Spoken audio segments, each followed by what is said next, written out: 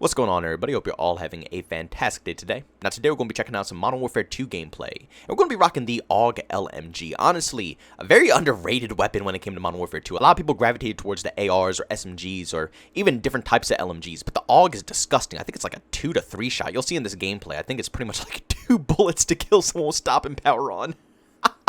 It is absolutely insane, but you guys are going to see the outcome of this gameplay. You will really, truly enjoy it. And also, we're playing on Afghan, one of the most go-to maps in history. Truly, Modern Warfare 2 had some bangers. Afghan is a perfect example of a map that can keep it large scale with a lot of variety, but at the same time, not being too big and too, overwhelming that you can't find anybody and you start getting shot from 50 different angles. You can either stick to the outskirts, or you can go by the plane, or you can go into the cave as an SMG player. There's so many different paths and routes that you can take that just give it a lot of good variety. But I'm kind of getting off topic here. Today, I gotta make a video, man. I gotta make this video because I own up to my L's. You guys know this. Whenever I take a fat L, I am happy to take it. I'm not going to sit here and lie about it or anything like that. I took an L. I said that combat pacing was going to be absolutely awful and was going to be useless, and it was only going to be a negative thing for Call of Duty Vanguard.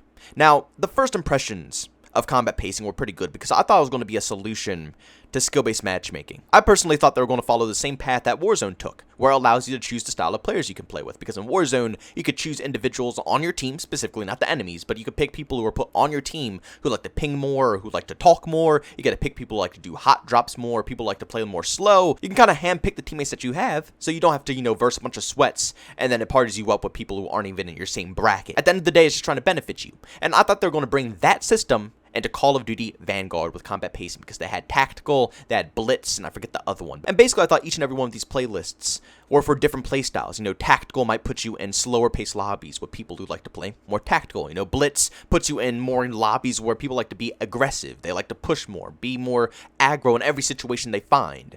That's what I personally thought, but again, I was completely wrong. I'm taking the L. That was, that wasn't right at all. But then more information came out about combat pacing, stating that, tactical was going to be 6v6, and blitz was going to be 20 versus 20 and stuff like that. And then I came to the conclusion that it was going to be bad for Call of Duty Vanguard, because I thought they were going to take the same exact path as Call of Duty Modern Warfare Black Ops Cold War, basically copying these specific game modes, copying Ground War and pasting into Vanguard, copying Combined Arms, whatever it's called in Black Ops Cold War, and pasting into Vanguard, and basically saying it's new content, under the brand new name of combat pacing, when in all reality it's just, old content that's being brought back and being relabeled. And basically I thought, just like in Ground War and Combined Arms in both Modern Warfare and Black Ops Cold War, each of these game modes that have a larger player count are going to have different versions of each and every map. So the larger the player count, the larger the map. So basically if you want to play, Battlefield in COD, you can play Battlefield in COD, or if you want to play 6v6 in COD, you can play 6v6 in COD. Once again, I am taking a massive fat L, because that is not at all what combat pacing is. Combat pacing is actually something I've been asking for in a Call of Duty game for ages. I don't know why too many people don't really, give any props to these old school classics, but I mention it all the time. And for people who are brand new to this channel who haven't watched me for at least a couple of years now, you probably don't know this because, you're brand new to the channel, so I don't blame you. But I'm going to say it again in this video.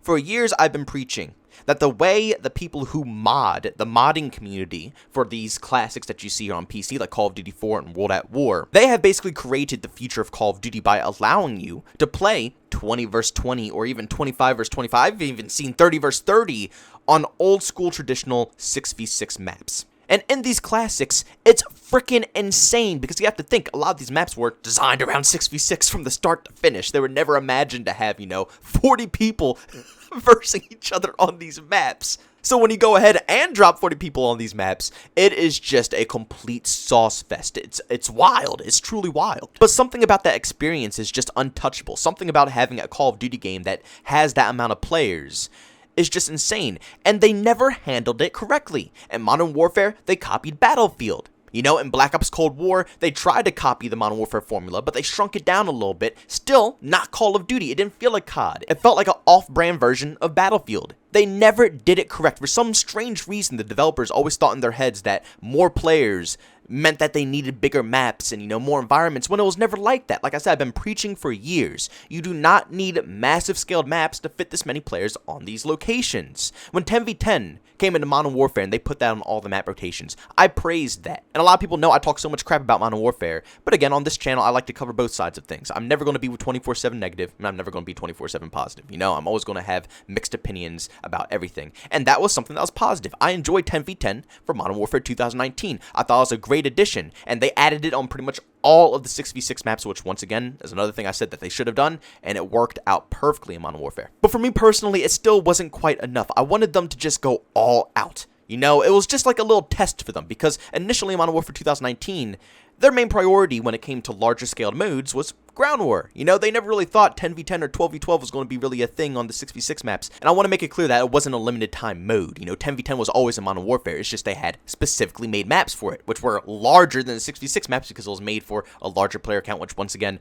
nobody asked for, including myself. But later on, they slowly started trickling in more 6v6 maps into this actual playlist. And then it became more and more until basically all the 6v6 maps were in 10v10, which at that point I thought was outstanding. But going back to my main point with the modded old school Call of Duty games, I always knew it was a gold mine. All of those individuals who made those game modes happen with the 20 vs 20, 30 vs 30 on old school 6v6 maps, they were sitting on a gold mine. And I knew it was only a matter of time until Activision tapped into that market because they were doing it, like I said, all wrong. You don't have to make a bigger map. It makes more sense because you want players to have more room and you don't want it to be that crazy.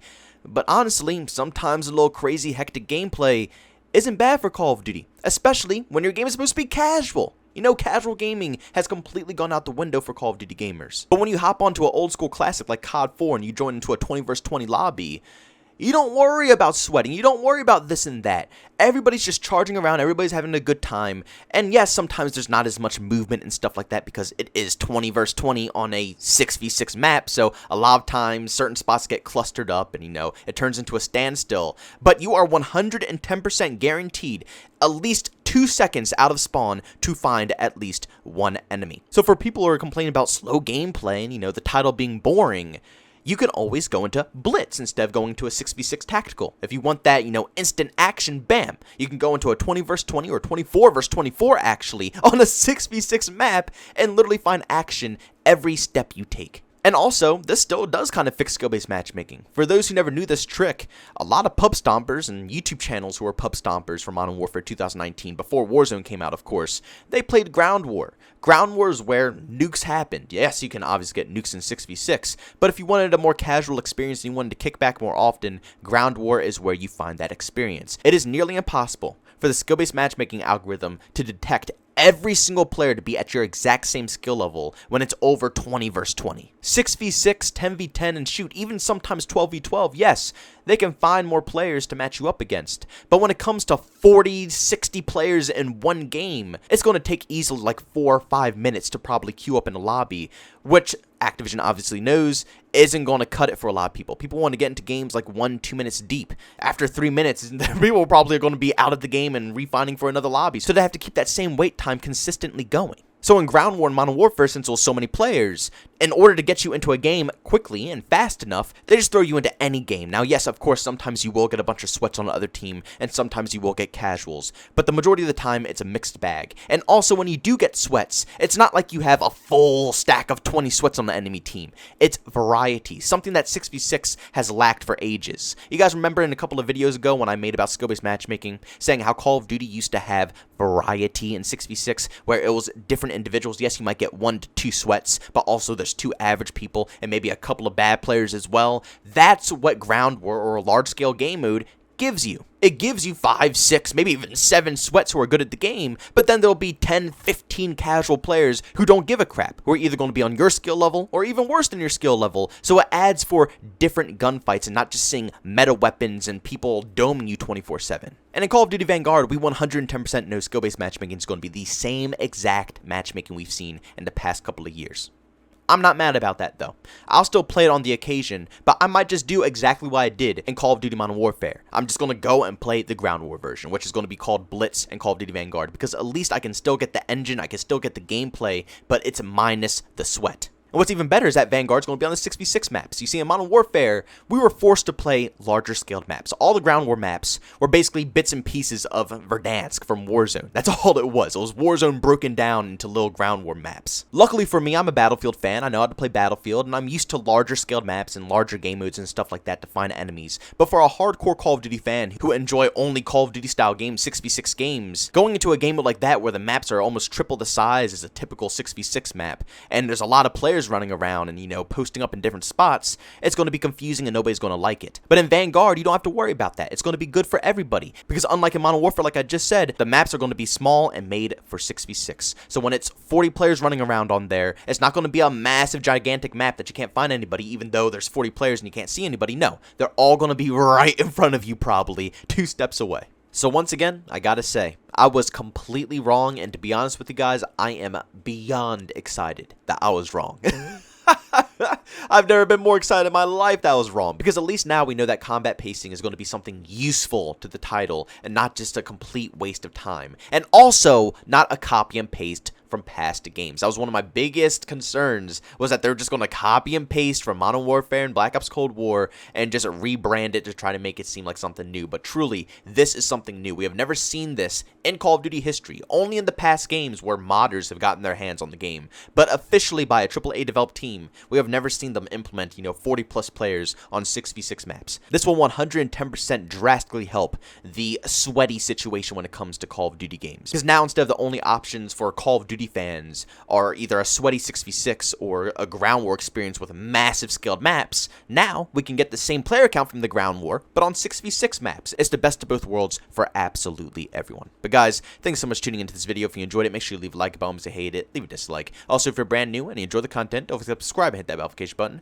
Also, want to chat with me, there's 2 ways to do so. I have a Twitter and a Discord. Both those links are down in the description. And also, want to catch me live streams of video games I do over on Twitch. Link that is in the description as well. But guys, thanks so much for tuning in. See you on the next one. Peace out.